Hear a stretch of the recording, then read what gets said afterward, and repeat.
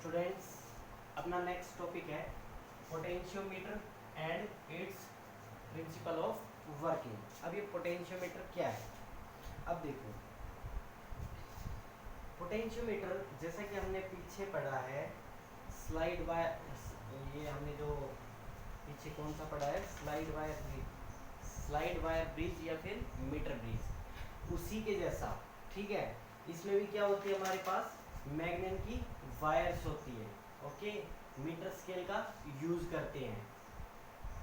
Okay, इसमें एक चीज ये हो सकती है कि इसमें जो वायर्स होती हैं वो 4 भी हो सकती हैं, 1 2 3 4।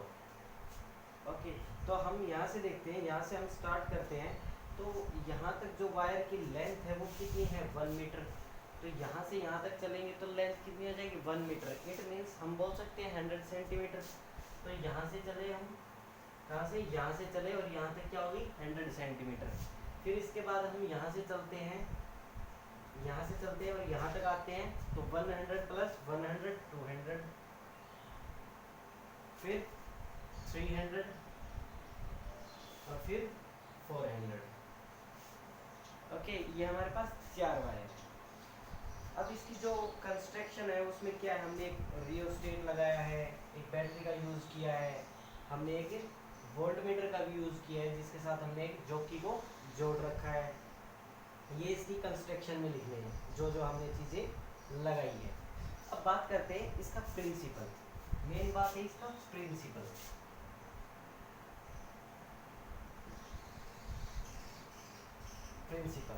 अब इसका प्रिंसिपल देखो, इसका प्रिंसिपल सीधा सा है। इसका प्रिंसिपल बोलता है कि इसके क्या कहता है कि जो फॉल होगा, पोटेंशियल का फॉल होगा, जो पोटेंशियल का फॉल होगा वो directly proportional to its length. देखो, जब हमारे पास एक वायर है उसका जो एरिया ऑफ क्रॉस सेक्शन है वो क्या है, यूनिफॉर्म है। ठीक है, और उसमें जो करंट फ्लो कर रहा है वो भी कांस्टेंट है। तो उसके बाद जो उसमें पोटेंशियल फॉल करेगा वो किस वजह से करेगा, उसकी लेंथ के कारण। जितना ज़्यादा मतलब उसकी लेंथ होगी पोटेंशियल फॉल उतना ही ज़्यादा होगा। जितनी लेंथ उसकी बढ़ती जाएगी फॉल ऑफ पोटेंशियल भी बढ़ता जाएगा। ये है इसका प्रिंसिपल। ठीक है, अब देखो हम सपोज कर लेते हैं कि सपोज ए क्या है, एरिया ऑफ क्रॉस सेक्शन।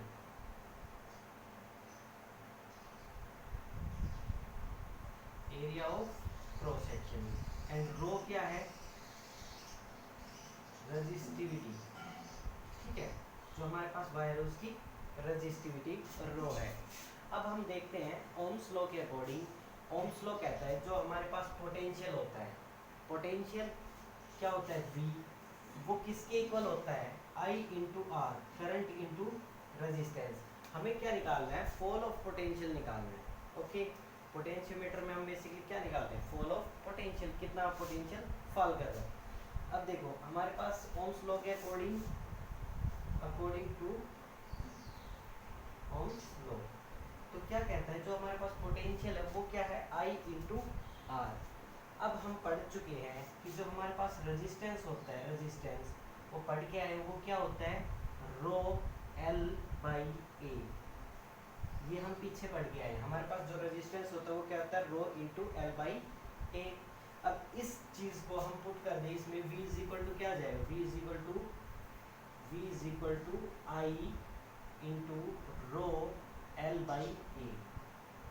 ठीक है, अब हमने बात की थी जब हम इसका प्रिंसिपल पढ़ रहे थे कि जो फॉल ऑफ पोटेंशियल है किसी भी वायर में, उसका क्या कर रहे थे, हमने uniform area of cross section माना था। इट मीन्स उसका एरिया क्या है, कांस्टेंट है। यूनिफॉर्म एरिया मान दिया था तो ये कांस्टेंट हो गया। रेजिस्टिविटी की बात करें तो रेजिस्टिविटी अगर एक ही मटेरियल की देखी जाए तो कांस्टेंट होगी। जैसे अगर हमने सारी वायर कॉपर की लगा रखी है तो रेजिस्टिविटी उसकी सेम होगी सबकी, मैग्नेट की लगा रखी है सबकी रेजिस्टिविटी सेम है तो रेजिस्टिविटी भी कांस्टेंट आ गई यहाँ। और तीसरा हमने बात की थी कि सर्किट में हम जो करंट है वो कांस्टेंट रखेंगे। इट मीन्स आई भी कांस्टेंट रख लिया। अब देखो, अब जो हमारे पास V आया है वो किस पे डिपेंड कर रहा है, सिर्फ और सिर्फ लेंथ पे। कैसे लेंथ पे डिपेंड कर रहा है, डायरेक्टली प्रोपोर्शनल। तो जो हमारे पास v होगा वो directly proportional to its length. जैसे जैसे हम लेंथ को बढ़ाते जाएंगे वायर की, देखो हम यहाँ से स्टार्ट करते जाएंगे, अब जैसे जैसे हम लेंथ को वायर बढ़ाते जाएंगे, इस जॉकी को हम यहाँ लेंगे, यहाँ से उठा के यहाँ स्लाइड करेंगे, ठीक है। जैसे जैसे ये वायर की लेंथ बढ़ रही है उसके अकॉर्डिंग क्या हो रहा है कि जो फॉल ऑफ पोटेंशियल है वो भी बढ़ रहा है, फॉल ज़्यादा होता जा रहा है। तो जो हमारे पास फॉल ऑफ पोटेंशियल है directly proportional to length. Okay, अब देखो, अब हमें ये डायरेक्टली प्रोपोर्शनलिटी का साइन हटाना है, तो इसके लिए हम कोई कांस्टेंट ऐड करते हैं। तो सपोज मैं एक कांस्टेंट ऐड कर देता हूँ k × l, ठीक है। तो यहाँ जो ये कांस्टेंट है ये क्या आएगा, अगर कांस्टेंट k की वैल्यू निकालूंगा तो k की वैल्यू क्या आ जाएगी, v/l। ये क्या है, कांस्टेंट की वैल्यू। और v/l का मतलब क्या है, पोटेंशियल ग्रेडियंट।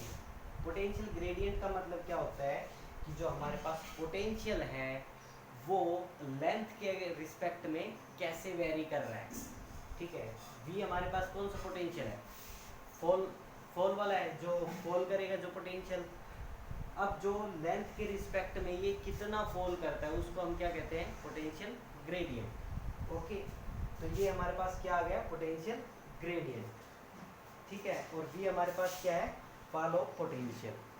ओके, और इसको पोटेंशियल ग्रेडियंट को ये भी बोल सकते हैं ना, ये क्या है, देखो जो हमारे पास क्या है वो क्या है, v/l। अब ये जो ये क्या है, फॉल ऑफ पोटेंशियल, फॉल कितना फॉल हुआ, और ये क्या है, लेंथ, ठीक है। तो पोटेंशियल ग्रेडियंट को हम क्या बोल सकते हैं, fall of potential per unit length is called potential gradient. मतलब लेंथ के साथ जो पोटेंशियल फॉल करता जाएगा उसको हम क्या कहते हैं, पोटेंशियल ग्रेडियंट, ठीक है।